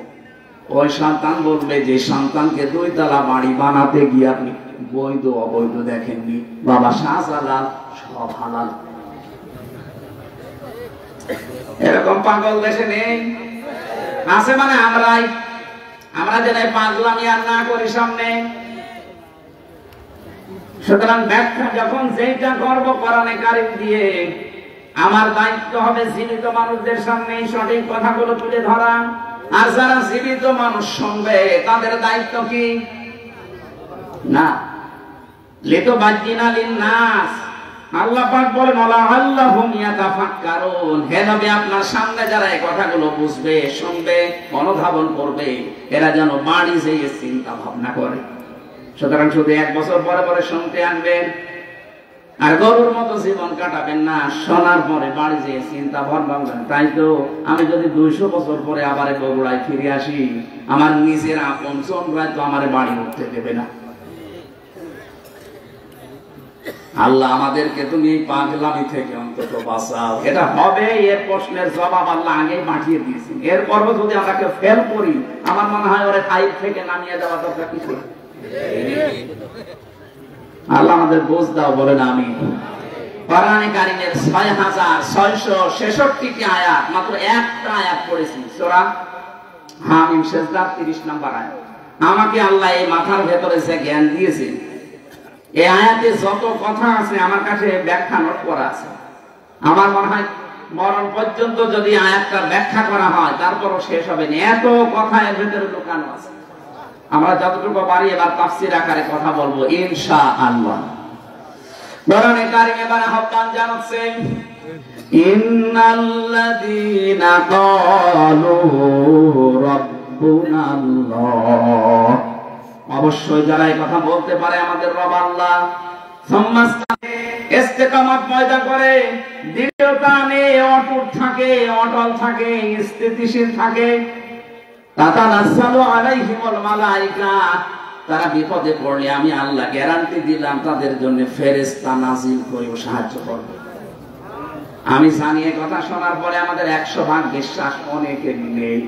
আল্লাহ যে মুমিন বান্দারা বিপদে পড়লে সাহায্যের জন্য ফেরেশতা পাঠাতে পারে, এটার বিশ্বাস আমাদের এখনো তৈরি হয়নি। খালি শুনি সেই জন্মের পর থেকে যে বিপদে পড়লে মুমিনদের জন্য আল্লাহ ফেরেশতা পাঠায়, কোনদিন তো চোখে দেখি না, এই জন্য আমাদের বিশ্বাস হয় না। আল্লাহ রাব্বুল আলামিনের কথাগুলো আমাদেরকে বিশ্বাস করা লাগবে কি 98% না 100%? 100% বিশ্বাস করলে আজকের এই আয়াত থেকে কয়েকটা সিদ্ধান্ত নিয়ে বাড়ি যাওয়া লাগবে। ফেরেশতা একটা দুইটা না, মালায়েকা বহু বছর। মালা কোন আল্লাহ দেননি, তাতানাজ্জালু, এটা মুজারে, বর্তমান, ভবিষ্যৎ, প্রেজেন্ট, ফিউচার। আল্লাহ পাক বলেন ফেরেশতা মণ্ডলী আসার পরে বলবে আল্লাহ তাখাফু ওয়া লা তাহজানু, কোনো ভয় নেই, কোনো চিন্তা নেই। কিসের ভয় কিসের চিন্তা, এই দুইটা শব্দের ব্যাখ্যা আজকে করব আমরা। কিসের ভয় নেই ফেরেশতারা বলে, কিসের চিন্তা নেই। ওয়াবশিরু বিল জান্নাতিল্লাতী কুনতুম তুআদুন, তারা জান্নাতের সুসংবাদ নিয়ে আসে, ওই জান্নাত যার ওয়াদা আল্লাহ তোমাদের সাথে করেছেন। জোরে বলেন সুবহানাল্লাহ। এটা ছিল আয়াতের বাংলা অর্থ। এবার আসেন আমরা ব্যাখ্যার দিকে যাই। আমার মনে হয় আপনারা বুঝতেছেন তো নাকি? হ্যাঁ বুঝতেছেন। প্রথম শব্দে ছিল ইন্নাল্লাযীনা, ইসমে মাউসুলা দিয়েছেন আল্লাযীনা, এর আগে ইন্না দিয়েছেন। আল্লাহ যদি শুধু আল্লাযীনা দিয়ে শুরু করতেন তাও বাংলা অর্থ চলে আসতো, যে আল্লাযীনা ক্বালু রাব্বুনাল্লাহ, যারা বলে আমাদের রব আল্লাহ। আল্লাহ বলেন না, আমি গ্যারান্টি দিলাম ইন্নাল্লাযীনা। বাবা মাঠে যাওয়ার আগে সন্তানকে বলছে আমি মাঠে গেলাম, দুপুর বেলা খাবার নিয়ে যাবে। সারাদিন পরিশ্রম করে বিকালে এসে দেখছে ছেলে খাবার নিয়ে যায়নি, মারবেল খেলছে, কি বাবা তো খুব খুশি হবে। গরু মারা যে লাঠি আছে ওইটা দিয়ে পেটাবে আর বলবে বেটা তোরে আমি 100 বার বললাম খাবার নিয়ে যাবে, তারপরও তুই গেলি না। 100 বার বলেছি, কয়বার? আপনার 100 বার, একবারের ভেতরে 100 বারের গুরুত্ব ছিল। আল্লাহ কোন শব্দকে 100 বার বলার ইরাদা যদি করেন, অতবার না বলে একবারে আয়াতের আগে শব্দের আগে ইন্না লাগিয়ে দেন। এখানে আল্লাহ শব্দ শুরু করেছেন ইন্না দিয়ে। ইন্নাল্লাযীনা ক্বালু রাব্বুনাল্লাহ, নিশ্চয় যারা, অবশ্যই যারা এই কথা বলতে পারে আমার রব আল্লাহ। আমার রব বলে না রব্বুনাল্লাহ, আমাদের সবার রব আল্লাহ, এই কথা যারা গ্যারান্টি দিতে পারবে, সুম্মাস্তাকামু, আর এর উপরে টিকে থাকতে পারবে। এটা যে বাস্তবে কত কঠিন আমি ছেড়ে যাওয়ার পরে কিছুটা আশ পেয়েছি। মীর কাসেম আলীর নাম শুনেছেন, আমি নামটা ধরলাম এই কারণে আমি উদ্বুদ্ধ করতে চাই। আল্লাহকে যারা রব বলার পরে টিকে থাকতে পারে, তাতানাজ্জালু আলাইহিমুল মালায়েকা, আল্লাহ যে ফেরেশতা পাঠায় তাদের কাছে, এটা বাস্তব। ওনার মাত্র 3 ঘন্টা পরে ফাঁসি। ওনার যে দায়িত্বে ছিলেন কারারক্ষী কুতুব ভাই, আমার ওই দিন দায়িত্বে ছিলেন, আমাকে এসে বলছে ভাই শহীদ মীর কাসেম আলী, আমি যখন নামাজের ভেতরে তেলাওয়াত করছিলাম এশার নামাজে, ইন্নাল্লাযীনা ক্বালু রাব্বুনাল্লাহ, নামাজ শেষ হওয়ার পরে উনি আমার সামনে দাঁড়িয়ে আমার বলছে হামজা ভাই যে আয়াতটা পড়লেন, এই আয়াতটা যে কত বাস্তব এটা আমি নিজে চোখে দেখেছি শহীদ মীর কাসেম আলীর জীবনে। লোকটার মাত্র 3 ঘন্টা পরে ফাঁসি। আমি ওনাকে জানাতে আসলাম যে স্যার সময় নেই, মাত্র 3 ঘন্টা আছে, আপনি প্রস্তুতি নিন। আমারে বলছে কারারক্ষী ভাই এখনো 3 ঘন্টা, আমি 2 ঘন্টা ঘুমিয়ে গেলাম, আপনি 2 ঘন্টা পরে আমারে ডেকে দেবেন। আমারে বলছিল যে ভাই যার 3 ঘন্টা পরে ফাঁসি, যার ছেলে ব্যারিস্টার গুম হয়ে আছে, আরমান 8 বছর গুম হয়ে আছে, ও জানে না যে বেঁচে আছে না মরে গেছে। তাও তো নরমাল পাগল ছাগল ধরে তো হয়তো ব্যারিস্টার। আর ছেলে চেহারা দেখেছেন রাজপুত্রের মতো চেহারা, কত বড় শিক্ষিত একটা ছেলে, তার যে প্রপার্টিজ আছে, লক্ষ লক্ষ মানুষের কর্মসংস্থান বানিয়েছে, সেই উত্তরাধিকারে ছেলে ছেলে বউ হয়ে আছে, তার মেয়ে লাইফ সাপোর্টে আছে, তার বউ। এরকম কঠিন মুহূর্তে মাত্র 3টা ঘন্টা পরে যার ফাঁসি হয়ে যাবে, তার দলীয় যে লোকজন লক্ষ লক্ষ মানুষ পালিয়ে বেড়াচ্ছে, হাজার হাজার মানুষ জেল খাটতেছে। কথা বলে সেই লোকটা দেখলাম 2 ঘন্টা ঘুমিয়ে 2 ঘন্টা পরে উঠে বলছে, গোসল করলো, গোসল করার পরে বিস্কিট বের করে বলছে ফাঁসি তো হয়ে যাবে, বিস্কিট খাবেন আপনি। কারারক্ষী গতদিন বলছিল না আমার খাওয়া লাগবে না, আপনি তাড়াতাড়ি রেডি হয়ে নেন। নতুন জামা পায়জামা বের করলেন ব্যাগের ভেতর থেকে, সবগুলো পরার পরে বলছে ফাঁসির যে পোশাক আছে ওইটা কি পরাবেন নাকি আমি যা পরেছি এইটাই নিয়ে যাবেন। ওনার লুঙ্গি পরা ছিল, দেখলাম লুঙ্গি ভিজা ছিল, নাড়ি দিলেন, বললেন এইটা আমার ফাঁসি হয়ে গেলে আর একটা কয়েদিকে দিয়ে দেবেন, সে জীবনে পড়তে পারবে। সুন্দর জামা কাপড় পায়জামা পরলেন, নিজে পাঞ্জাবি গায়ে দিলেন। আমারে বলছে আর কয় মিনিট বাকি আছে, শাহজাহান জল্লাদকে ডাক দেন, চলেন আমরা যাই। মনে হচ্ছে শ্বশুর বাড়ি যাবে। বাস্তবে শুনতে যত সহজ মনে হচ্ছে, ওই জায়গায় থাকলে অত সহজ না। আমার মতো একটা সাধারণ মানুষ 3টা বছর মাত্র আমি এমনি যোগাযোগ বিচ্ছিন্ন ছিলাম, তাছাড়া আমার সেই রকম অত্যাচার করেছে হালকা পাতলা, আমার তুলনায় কিছু না। কত মানুষকে নখ তুলে নিয়েছে আমার সামনে, কত মানুষকে ডিম দিয়েছে আমার সামনে, ওই তুলনায় তো আমার অত কিছু না। তারপরও আমি শুধু জেলখানায় বসে ওই 24 ঘন্টা সেলের ভেতরে বসে থাকতাম, তাই আমার ঘুম আসে না, ঘুমের বড়ি খাওয়া লাগে। অথচ তার 3 ঘন্টা পরে ফাঁসি, ওই লোকটা 2 ঘন্টা আরামে ঘুমাচ্ছে। আমার বলছিল ভাই ওনার ঘুম আসলো কি করে, আমি বললাম এই যে আয়াত পড়লাম নামাজে, এইটার কারণে।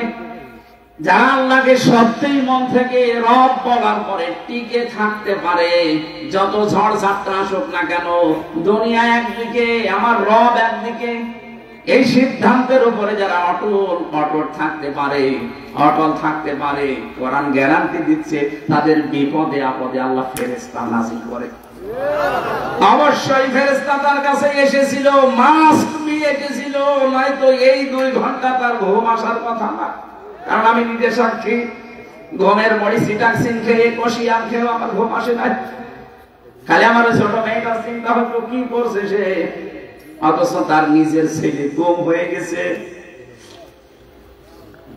আমার মেয়ে তো মাটির সাথে কথা বলার সময় 7 মাস রেখে এসেছিলাম, ও তো মরে গেলেও অসুবিধা নেই, আর একটা মেয়ে হবে। আর তার ছেলে ব্যারিস্টার পাস করেছে, সেই গুম হয়ে আছে। তার কাছে প্রতিনিয়ত কম বা 10টা আপনার ছেলে গুম।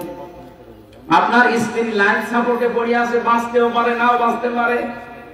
এই কঠিন পরিস্থিতিতে আপনি বলেন তো, ফেরেশতা যদি তার কাছে এসে পরের এই 2টা শব্দ না শোনাবে, আল্লাহ তাখাফু ওয়া লা তাহজানু, 1 নম্বরে বলেছে ভয় পাবেন না, চিন্তা করবেন না। কিসের ভয় পাচ্ছেন? ফাঁসি, ওই যে জান্নাতের সিঁড়ি দেখা যাচ্ছে, এখান থেকে শুধু এই জামানা বাদ দিয়ে আর একটা জগতে যাবেন, ওই সিঁড়ি দিয়ে আপনি জান্নাতে প্রবেশ করবেন। 2 নম্বরে ওয়ালা তাহজানু, চিন্তা করবেন না। কিসের চিন্তা? হয়তো আপনার চিন্তা আসতে পারে আমি যদি এখন মারা যায়, ফাঁসি হয়ে যায়, আমার ছেলেটা তো গুম হয়ে আছে, আমার পরিবার কে দেখবে, আমার এত বড় বড় ব্যবসা, আপনার কয় টাকা আছে? মীর কাসেম মানে বাংলাদেশে 5 জন ধনী থাকলে এরকম অবস্থায় ছিল একজন, লক্ষ লক্ষ মানুষকে কর্মসংস্থান তৈরি করে দিয়েছে। কোন পর্যায়ে ছিল বলেন তো সেই লোকটা?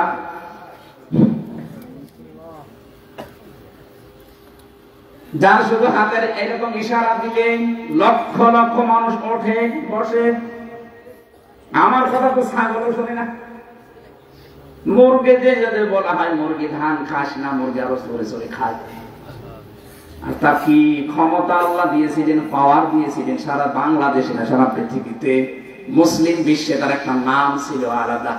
আমি কতগুলো মুসলমান দেশ ঘুরে আসলাম, এই দেশে কয়েকজনকে অনেকেই শ্রেণী, তার ভেতরে মীর কাসেম আলী একজন। বহু মানুষের কর্মসংস্থান বানিয়েছে। তার জায়েজ ভাবে, হারাম ভাবে না। এই মানুষটাকে ফেরেশতারা হয়তো এই কথা বলেছিল, আমি তাফসিরে পড়েছি, এইভাবেই লিখে আছে। ফেরেশতারা বলে চিন্তা করবেন না, আপনার দলীয় লোকজন পালিয়ে বেড়াচ্ছে, জেলখানায় আছে, আপনার স্ত্রী অসুস্থ, ছেলে কম হয়ে আছে, ব্যবসা প্রতিষ্ঠানগুলো সব সরকার হাতছাড়া করে দিচ্ছে। কোনো চিন্তা নেই, ভয় নেই, এগুলো সব দায়িত্ব আল্লাহ নিজে নেবে। এই কথাটা কানের কাছে যখন ফেরেশতারা বলে তখন তার ঘুম আসে, তাছাড়া ঘুম আসা সম্ভব না। ফেরেশতারা এসে তার সামনে জান্নাতটা তুলে ধরেন, যেমন হযরতে আসিয়ার সামনে জান্নাত তুলে ধরেছিল ফেরেশতারা, তিনি যখন ঈমানের পরীক্ষা দিচ্ছিলেন। ইয ক্বালাত রাব্বি ইবনি লি ইনদাকা বাইতান ফিল জান্নাতি ওয়া নাজ্জিনি মিন ফিরআউনা ওয়া আমালিহি ওয়া নাজ্জিনি মিনাল কওমিজ যালিমিন। সম্মানিত মা বোন যারা এসেছেন, এই আয়াতে আপনাদের দুইটা শিক্ষা আছে। মেয়েরা এসেছে, আমার মা বোনেরা, অনেকে মনে করে আমি নামাজ পড়ি, রোজা রাখি, কালো বোরকা পরে বেড়াই, আমি জান্নাতে যাব না, যাবে কে? না। হযরতে আসিয়ার দিকে তাকান, এত বড় কঠিন পরিস্থিতি, তার ঈমানের উপরে টিকে থাকতে গিয়ে তার হাতের ভেতরে পেরেক লাগিয়েছে তার নিজের স্বামী ফেরাউন। তার কপালে পেরেক লাগিয়েছে, পায়ের ভেতরে চালাকা লাগিয়েছে, মাথার উপরে গরম তেল ঢেলে দিয়েছে, চুলগুলো সব উঠে গেছে। কঠিন পরিস্থিতি যখন চলছিল, আল্লাহ নিজে ফেরেশতা জিবরাইলকে বলছে জান্নাত তুলে নিয়ে আমার বান্দির সামনে ধর। হযরতে আসিয়া জান্নাত দেখার পরে ডাক দিয়েছিলেন, হে ফেরেশতা জিবরাইল, জান্নাত আল্লাহ পাঠিয়েছে, আল্লাহকে একটু বলেন উনি যেখানে আছে ওই জায়গায় যেন একটা ঘর আমার জন্য আলাদা বানিয়ে রাখে। ওই ঘরে বসে বসে 24 ঘন্টা আমি আল্লাহকে সব সময় দেখতে চাই। এক নম্বরে তিনি কি ঈমানের পরীক্ষায় কি কথা বললেন, দ্বিতীয় নম্বরের কথাটা মেয়েদের জন্য বলার জন্য আমি আয়াতটা পড়লাম। হযরতে আসিয়া বলেছিলেন, রব্বি নাজ্জিনি মিন ফিরআউনা ওয়া আমালিহি ওয়া নাজ্জিনি মিনাল কওমিজ যালিমিন। দুই জায়গায় এক আলিফ করে টান আছে। হযরতে আসিয়া বলেছিলেন, হে আল্লাহ, আমার স্বামী ফেরাউন নিজে জুলুম করছে, লোকজন দিয়ে করাচ্ছে। এই জুলুমের যে বিভৎস অত্যাচার সীমা লঙ্ঘন করে ফেলেছে। আমি জীবিত অবস্থায় আমার শরীরের ভেতরে শলাকা, পেরেক, আমার মাথার চুলগুলো সব তুলে ফেলেছে। আমার লজ্জাস্থান ওরা বর্ষা মারবে বলে রেডি হয়ে আছে। এই কঠিন পরিস্থিতি দেখে তুমি যেন দেখিয়েছিল না, তুমি আমাকে বাঁচাও অন্তত এই জুলুম থেকে, আমার স্বামীর অত্যাচার থেকে, আর যাদেরকে দিয়ে অত্যাচার করায় তাদের অত্যাচার থেকে তুমি আমাকে বাঁচাও, কিন্তু তুমি আমার স্বামীর উপরে গজব দিও না। চিন্তা করেছেন কোন অবস্থায় দোয়া করছে? ভয়ঙ্কর অত্যাচার, জুলুম, নির্যাতনের পরও তিনি স্বামীর জন্য বরদোয়া করেননি। হ্যাঁ, বলেছিলেন তুমি আমাকে স্বামীর অত্যাচার থেকে বাঁচাও, আমার স্বামীর উপরে তুমি অত্যাচার করো না। আর আপনি একটা সাবান কম হলে বদদোয়া দেন, এখন বলছেন এরকম বলতেছে নেই। সারাটা জীবন আমরা শেষ করে দেই, আর একটা শাড়ি যদি একটু কম দামি হয়, ফোঁটা দিয়ে আমার ফোঁটা বের করে ফেলে। বলে আপনার কাছে এসেছি বলে আমি কিচ্ছু পেলাম না। এই কথা যারা বলবে মুখ থেকে, ওর সঙ্গে সঙ্গে পেছনের আমল আখলাক আল্লাহ সব ধ্বংস করে দেবে। ফেরাউনের স্ত্রী যদি এত কঠিন অবস্থায় ওর স্বামীর জন্য বরদোয়া না দেয়, আপনি একটা শাড়ির জন্য বরদোয়া দিয়ে দিলেন, আপনি মানুষ, আর আপনি জান্নাত যাবেন। বহু মেয়েকে আমি এই বাংলাদেশের সাথে মিলিয়ে, হাদিসের সাথে মিলিয়ে দেখতে পাচ্ছি। বিশ্বনবী বলেন, আমি মেরাজে যখন গেলাম দেখলাম অধিকাংশ মেয়েরা জাহান্নামের আগুনে। ফেরেশতারা জিজ্ঞাসা করলাম কেন? ফেরেশতারা বলেছিল দুইটা কারণে। এক নম্বরে তারা স্বামীর কুফরি করে। স্বামীর কুফরি মানে স্বামীর নাশকরি করে। সবকিছু একটা মানুষ দেয়, হঠাৎ একটু কিছু কম পড়ে গেলে তখন নাশকরিয়া করে, উল্টা পাল্টা কথা স্বামীকে বলে ওর মন খারাপ করে দেয়। এরকম বউ আছে কার হাত করে? তো এক যুগ। হ্যাঁ, আপনি ক্যামেরার সামনে এসে হাত তুলে দেখান, আপনার বউ দেখো, আজকে আপনার ঘরে ঢোকা বন্ধ করে না। আমি হাসির খোরাকি দেইনি। এই লোকটা তো লজ্জা শরম ত্যাগ করে হাত তুলেছে, আর আমরা হাত তুলতে পারছি না। তাই কারণ ক্যামেরা সব আমার দিকে ঘোরানো, আমি তুলে তো আরো ঝামেলা। সম্মানিত মা বোনেরা, না হচ্ছে না। এখানে বহু স্বামী অবস্থায় আছে। পুরুষ নির্যাতনকারী নারী যেমন আছে, নারী নির্যাতনকারী পুরুষও আছে। বাংলাদেশে নারী নির্যাতনকারী পুরুষের বিরুদ্ধে মামলা হয়, পুরুষ নির্যাতনকারী নারীর বিরুদ্ধে কোনো মামলা নেই। অন্তত আর যাই হোক, চাচাই এরশাদ তো ছিল, এই আইনটা তো পাস করতে পারতো। কথা বলে না কেন? চাচা এরশাদ যদি পাস করেছে তো যে পুরুষ নির্যাতন করলে তাদের বিরুদ্ধেও মামলা হবে, তাহলে আমার মনে হয় আমরা অনেকে আজ পরিবারে জান্নাতে থাকতাম। কি যে অবস্থায় আছে আমরা বলতেও পারি না, সইতে পারি। অথচ মেয়েরা যদি মনটা একটু উদার করে, পরিবারটা একটা জান্নাত হয়ে যায়। খাদিজাতুল কুবরার জন্য আল্লাহ জান্নাতে আলাদা একটা ঘর বানিয়ে রাখবেন। ওই ঘরটা হবে নয়েজ মুক্ত, আওয়াজ মুক্ত। কেন? নবীজি যখন বাইরে কোলাহল পরিবেশ পূর্ণ থেকে আসতেন, বাড়িতে বাইরে দাওয়াতি কাজ করে ঝামেলা শেষ নেই, এক একজনের এক এক কথা, উল্টা পাল্টা কথা শুনে যখন বাড়িতে আসতেন, বাড়িতে প্রবেশ করার সঙ্গে সঙ্গে ঘরটা আওয়াজ মুক্ত করে ফেলতেন, নিস্তব্ধ, একেবারে শান্ত নির্মল করে দিতেন হযরতে খাদিজা স্বামীর জন্য। আপনি স্ত্রী হিসাবে এরকম একটা ঘর স্বামীকে উপহার দিতে পারেন না? যত রোদে পুড়ে বিভিন্ন মানুষের সাথে তর্ক করে, ব্যবসা বাণিজ্য করে, চাকরি বাকরি করে, মাথা ঘাম পায়ে ফেলে বাড়িতে আসতেছে, অন্তত ঘরটা ওর জন্য একটু শান্ত করে রাখে না? বাড়িতে আসলে আপনার শুরু হয় উল্টাপাল্টা কথা। আপনার জন্য জান্নাতে এরকম আলাদা ঘর বানানো দূরের কথা, স্বামীকে যারা এরকম মানসিক কষ্টে রাখে তার জন্য আল্লাহ জাহান্নামে একটা ঘর বানিয়ে রাখে। খালি নামাজ পড়ে রোজা করি আর কালো বোরকা পরে মনে করছে আমি আল্লাহর ওলি নিয়ে গেছি। আমি মীর কাশেম আলীর কথা কেন বললাম? কারণ আমি নিজে দেখেছি, নিজে শুনেছি, বাস্তব আমি নিজে উপলব্ধি করে এসেছি জায়গাটা। এই জন্য বললাম, আমরা যারা আজ আল্লাহকে রব বলার পরে সত্যিই আমরা টিকে থাকতে পারি, তাদেরও কিন্তু একটা আলাদা অনির্বচন সুখ আল্লাহ তাদেরকে দান করে। শব্দটা কি বললাম? অনির্বচন সুখ। যারা বাংলা পড়ে, শব্দটা এত ভয়ঙ্কর শব্দ। বাচ্চারা যখন দেখবেন এই ছোট ছোট পাখির বাচ্চা, মুরগির বাচ্চা, সিল যখন ছো মারবে এই ভয়ে মা পাখিটা নিজের ডানাকে এভাবে বিছিয়ে দেয়, এরপরে ডাউন করে ফেলে। কি ডাউন করে এভাবে, এরপরে ফল করে দেয়। কোরআনে কারিমে আল্লাহ এই শব্দটা দিয়েছেন, আখফিজ লাহুমা জানাহাদ-দুল্লি মিনার রাহমা। তোর ডানাকে এভাবে ডাউন কর, এরপরে ফল করে দে। পাখির উদাহরণ আল্লাহ এখানে দিয়েছেন।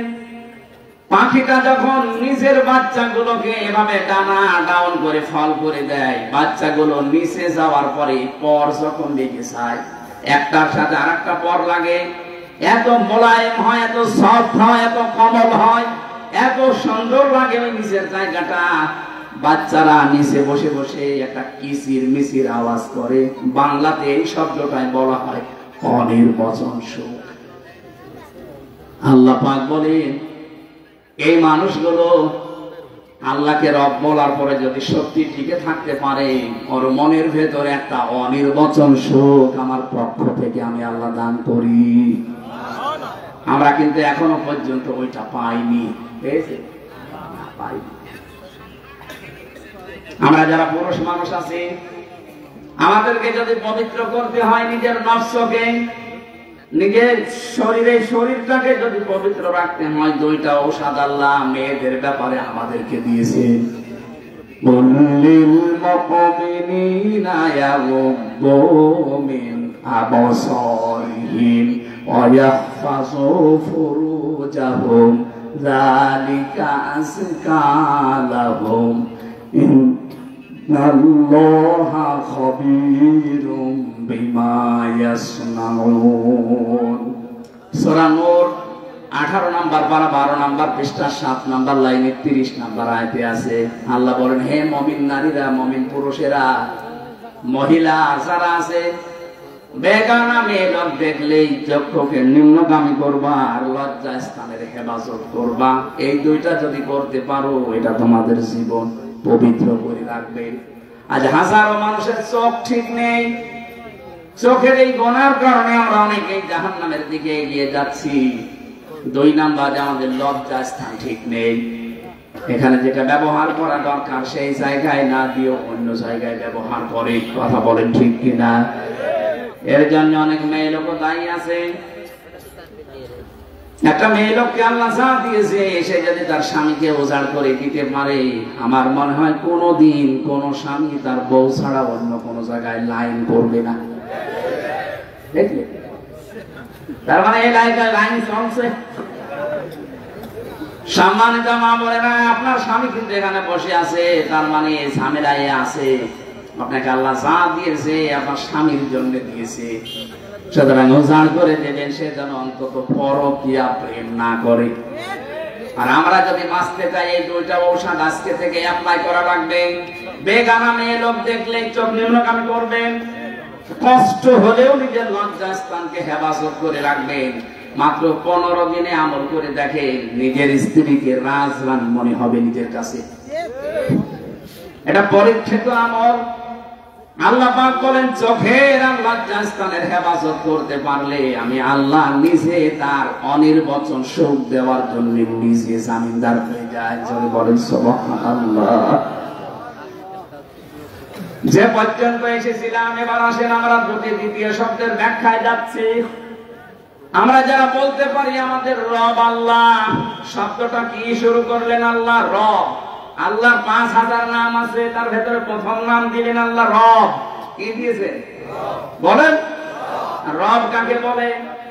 নেই থেকে, আমি আবার বলছি, নেই থেকে ধীরে ধীরে পূর্ণতায় যিনি পৌঁছিয়ে দেন, তার নাম আরবিতে বলা হয় রব। আমি কি ছিলাম বলেন তো? নেই। কি ছিলাম? 33 বছর বয়স, এখন আমার 34 বছর আগে আমি কি ছিলাম? নেই। এই কথা বলেন না কেন? আল্লাহ পাক আমাকে প্রথমে রব শব্দটা দিয়ে তাই স্মরণ করিয়েছে। আল্লাহ তাআলা লিল ইনসানি হাইনুম মিনাদ দাহরি লাম ইয়াকুন শাইআম মাযকুরা। আমি ব্যাখ্যা করেছি, তাফসীর থেকে লিখেছি, এগুলো তাফসীরে ইবনে কাসির আর ফি জিলালিল কোরআন। রবের প্রথম অর্থ হচ্ছে সৃষ্টিকর্তা। সূরা আলাকে যে প্রথম আয়াত পড়েন, ওর ভেতরে দলিল দেওয়া আছে, ইকরা বিসমি রাব্বিকাল্লাযী খালাক। পড়ো তোমার ওই রবের নামে যিনি তোমাকে বানিয়েছে। রবের প্রথম অর্থ সৃষ্টিকর্তা, স্রষ্টা।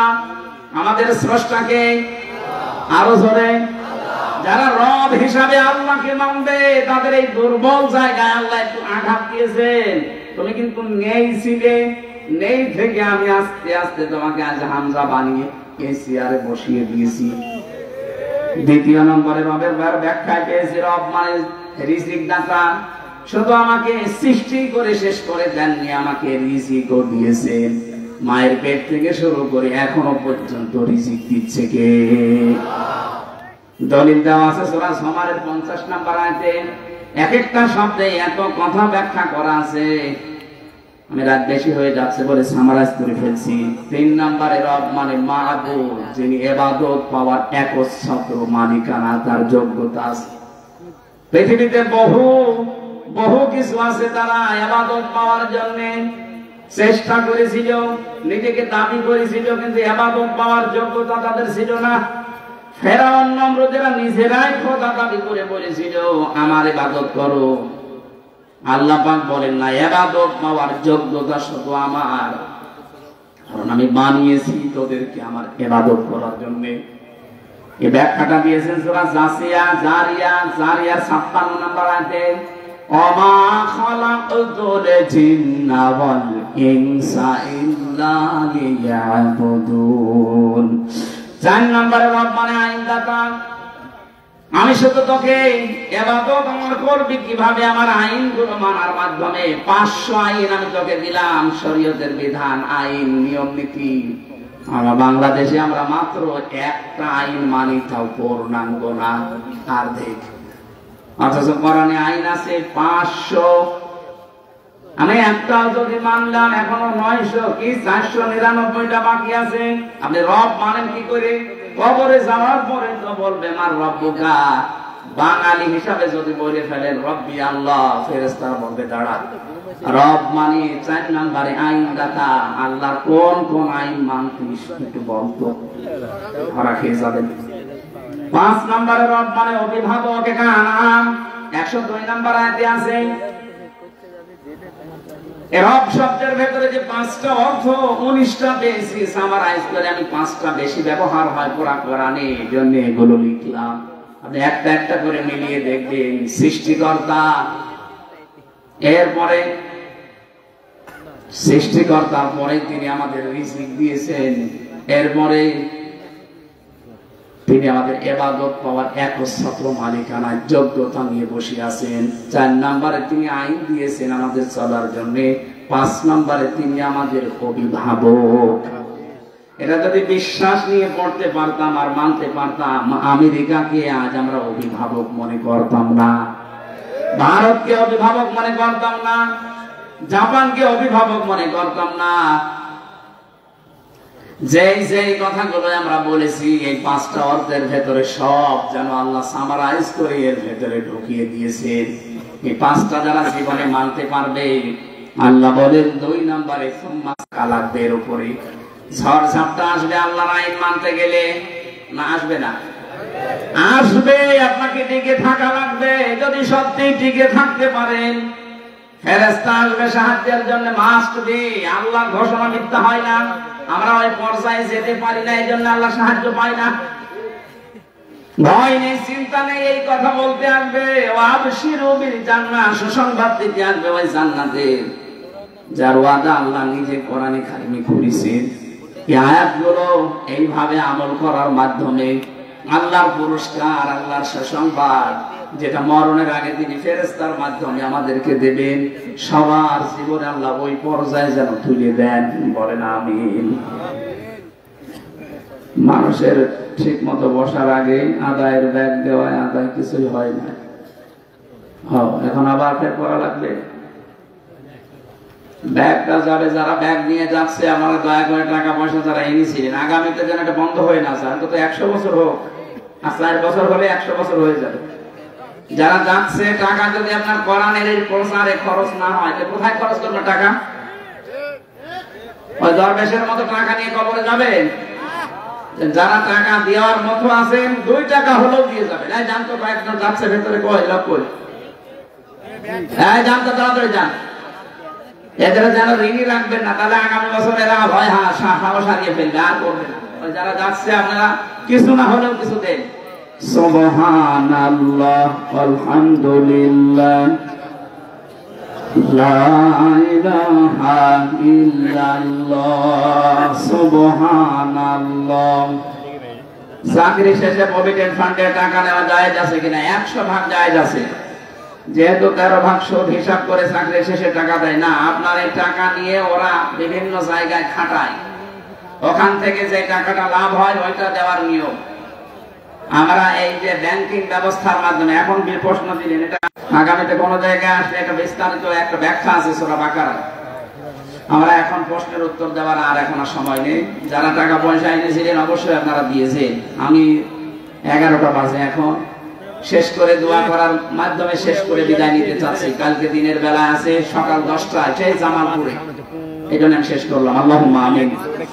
লা ইলাহা ইল্লা আনতা সুবহানাকা ইন্নী কুনতু মিনাজ জালিমিন। এই মোনাজাতটা বসে করে যান, 96 বছর চলছে এখানে, বসেন।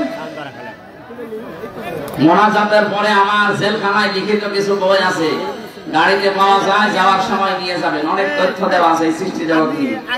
ওই গাড়িতে আছে, সাদা গাড়িতে যাওয়ার সময় নিয়ে যাবেন। লা ইলাহা ইল্লা আনতা সুবহানাকা ইন্নী কুনতু মিনাজ জালিমিন। রব্বানা যালামনা আনফুসানা ওয়া ইল্লাম তাগফির লানা ওয়া তারহামনা লানাকুনান্না মিনাল খাসিরিন। রব্বুল আলামিন বগুড়া জেলার শাহজাহানপুর থানার তাকিয়ে দেখো, হাজারো মানুষ আমরা কোরআনে কারীমের কথাগুলো বোঝার জন্য চাতক পাখির মতো শুনছিলাম। যতটুকুই বুঝেছি তুমি আমাদের বাস্তব জীবনে আমল করার তৌফিক দাও। সওয়াব যদি দিয়ে থাকো কোটি কোটি করে বাড়িয়ে দাও। কিয়ামতে যিনি আমাদেরকে জান্নাতে নিয়ে যাবে ওই নবীর রওজায় সওয়াব পৌঁছিয়ে দাও। 96 বছর এটা চলছে এখানে। আল্লাহ তাআলা কিয়ামত পর্যন্ত এই অনুষ্ঠানটা যেন এখানে কোরআনের প্রচারে চলে, সেই ব্যবস্থায় অনুষ্ঠানের দায়িত্ব আছে তাদের মঞ্জুর করুন। আল্লাহ তাআলা কবরস্থানে কত মানুষ ঘুমিয়ে আছে, কবরবাসীদের জন্য এই মাহফিলে দোয়া চেয়েছে। যত মানুষ কবরে আছে কোরআনের ইজ্জতে তুমি কবরগুলো জান্নাত বানিয়ে দাও।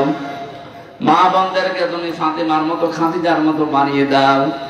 আমি সহ যারা অসুস্থ আছি আমাদেরকে শেফায়ে কামেলা আজেলা নসিব করে দাও। মাহফিলের সভাপতি, সহসভাপতি, প্রধান অতিথি, বিশেষ অতিথি যারা এসেছি, আল্লাহ তাআলা আমাদের মনের জায়েজ আশাগুলো দুনিয়ায় পূরণ করে দাও। বাংলার এই জমিনে আমরা 4 বছরকে দেখতে চাই তোমার কালাম দিয়ে দেশটা চলছে। বহির্বিশ্বের শত্রু দুশমন যারা আছে তাদের হাত থেকে আমাদের দেশকে বাঁচাও। যত চক্রান্ত ষড়যন্ত্র চলছে আল্লাহ সব সালগুলো ছিন্ন ভিন্ন করে দাও। জীবনে কিচ্ছু তোমার কাছে আর বলবো না, একটাই জীবনের কথা, 56,000 বর্গ মাইল তুমি কোরআনের হাতে তুলে দাও। আল্লাহুম্মা রাব্বিরহামহুমা কামা রাব্বায়ানি সাগীরা।